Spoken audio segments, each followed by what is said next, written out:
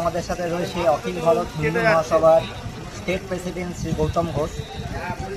ইদানিংকালে প্রধানমন্ত্রীকে নিয়ে যে একটি মন্তব্য নিয়ে যেটার সবাই মিলে বিরোধিতা করছে, সেটা নিয়ে আজকে স্যার আমাদের বক্তব্য জানাবেন। শুনবো ওনার থেকে উনি কী বলতে চান।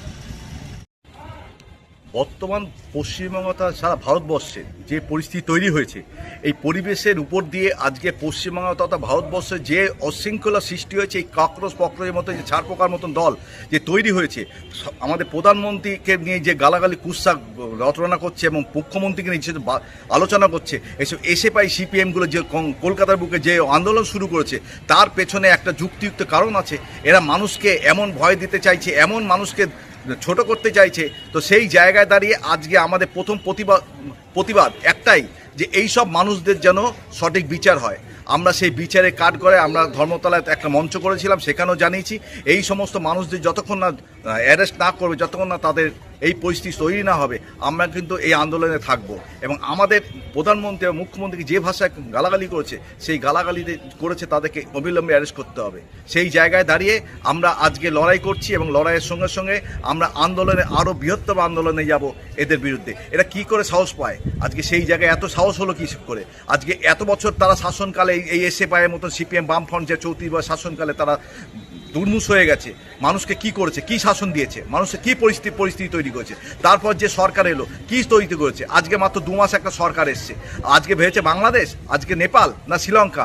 এই যে ভাবছে ছাত্র আন্দোলন নাম করে বিরাট একটা আন্দোলন তৈরি করবে, বিরাট একটা আন্দোলন তৈরি কি করবে? এটা ভারতবর্ষ, বিশ্বের বৃহত্তম গণতান্ত্রিক দেশ। এই সামান্য ছাড়পোকার মতো মানুষ গজিয়ে উঠে আজকে ভারতবর্ষকে মানে একটা বিশৃঙ্খলা তৈরি করবে। এই জিনিসটা যারা করছে তাদের এই আদর্শ যদি থাকে, এদের নোংরামি আদর্শ, এদেরকে এখনো বলছি আপনারা ভালো হয়ে যান, সঠিক পথে আসুন। কোনো প্রধানমন্ত্রী বা মুখ্যমন্ত্রীকে নিয়ে গালিগালাজ করবেন না, রাস্তায় সাধারণ মানুষকে কোনো বিশৃঙ্খলা সৃষ্টি করবেন না।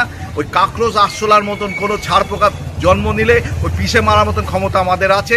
মুখ্যমন্ত্রী প্রধানমন্ত্রী যদি একবার আমাদের ছেড়ে দেয় যে ধর্মের সাধারণত এবং সাধারণ মানুষ হিসাবে, যে আপনার এই পশ্চিমবাংলার জনগণ হিসাবে দেখবেন একে পিছিয়ে মারতে 2 মিনিট সময় লাগবে না। সুতরাং এখনও পর্যন্ত আমরা বলছি আপনারা সাবধান হয়ে যান, যেন এই জিনিসটা পশ্চিমবাংলার বুকে না হয় এবং এই অরাজকতা সৃষ্টি না করে, মানুষকে সাধারণভাবে থাকতে দিন। যারা ছাত্র হিসেবে দৌড়াচ্ছে, এই ছাত্ররা কারা সেটা সারা দুনিয়া জানে এবং আপনার মাধ্যমে জানতে পেরেছে এই ছাত্র কারা। সুতরাং টুপি পরা, নাকে পরা, এরা কি ছাত্র হতে পারে না। সুতরাং এই দিকে না যেয়ে তাদেরকে এখনও বারবার বলছি আপনারা এই আন্দোলন করুন, কিন্তু এমনভাবে আন্দোলন করবেন না যেগুলো মানুষের বিশৃঙ্খলা সৃষ্টি হয় এবং প্রধানমন্ত্রীকে দ্বিতীয়বার গালাগালি করতে হয়।